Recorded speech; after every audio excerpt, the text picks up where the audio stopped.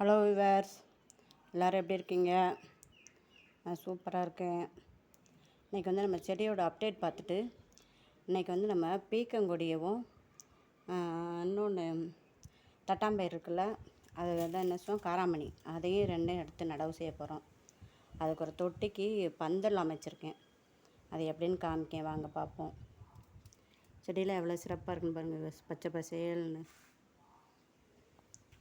எல்லாமே நல்லா சிறப்பாக வந்துக்கிட்டு இருக்காங்க. நம்ம செடியோட அப்டேட் பார்த்துட்டு அப்படியே வீடியோக்குள்ளே போவோம். வீடியோக்குள்ளே போகிறதுக்கு முன்னாடி ஜோதி ஃபார்மிங்கை சப்ஸ்கிரைப் பண்ணிக்கோங்க.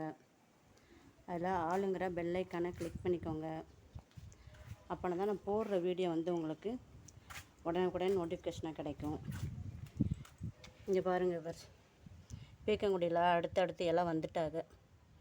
3 இலை வந்துருச்சுல, அதனால் எடுத்து நட்டுருவோன்னு பார்க்கேன். தட்டாம்பயிரில் இதில் இருக்கிறதுல வந்துருச்சு, அடுத்த இலை.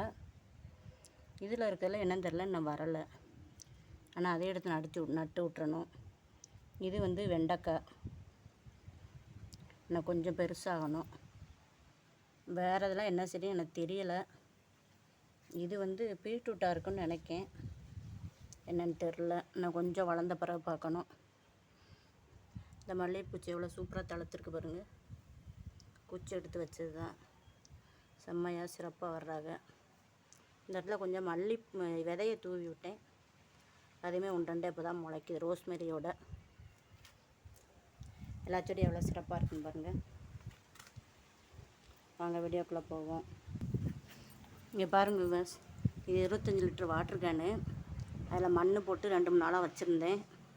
அதில் என்ன செஞ்சுட்டேன், இந்த பக்கத்தில் 2 ஓட்டை, இங்கிட்ட ஒரு ஓட்டை இங்கிட்ட ஒரு ஓட்டை வச்சு இந்த குச்சை வந்து நடுக்கொண்டு சொருவிட்டு இந்த 2 ஓட்டைகளோடைய கயரை விட்டு இதை வச்சு கட்டிட்டான். சரி, இந்த கம்பு வந்து ஆடாது, காற்றுக்கும் ஆடாது.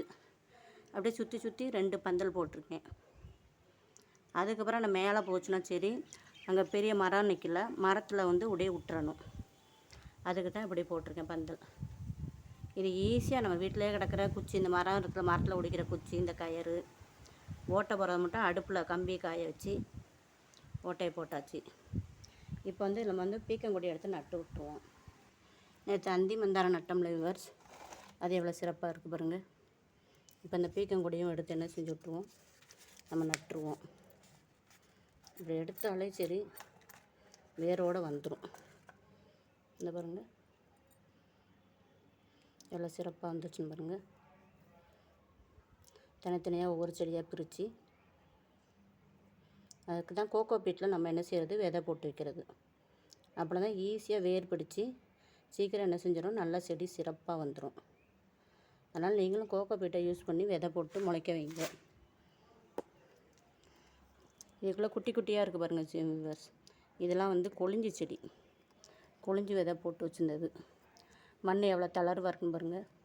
இதே காய்கறி கழிவை போட்டு போட்டு மக்க வச்ச இது, அதனால் இதில் செடி சிறப்பாக வரும்.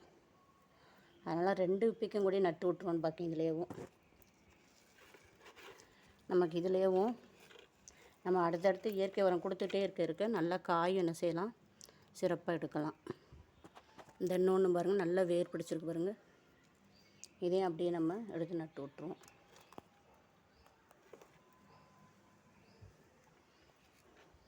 நல்லா சிறப்பாக வந்துடுவாங்க.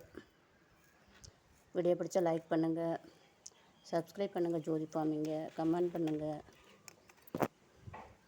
இதில் வந்து தட்டாம்பயிர் நட்டு விடணும். நாளைக்கு நான் கம்பு நட்டி விட்டுட்டு அடுத்தாப்பில் நட்டு விடணும். நம்ம வளர்ப்புகளுக்கும் ஒரு சேனல் ஆரம்பிச்சிருக்கோம், அதையும் சப்ஸ்கிரைப் பண்ணுங்கள், கமெண்ட் பண்ணுங்கள். தேங்க்யூ.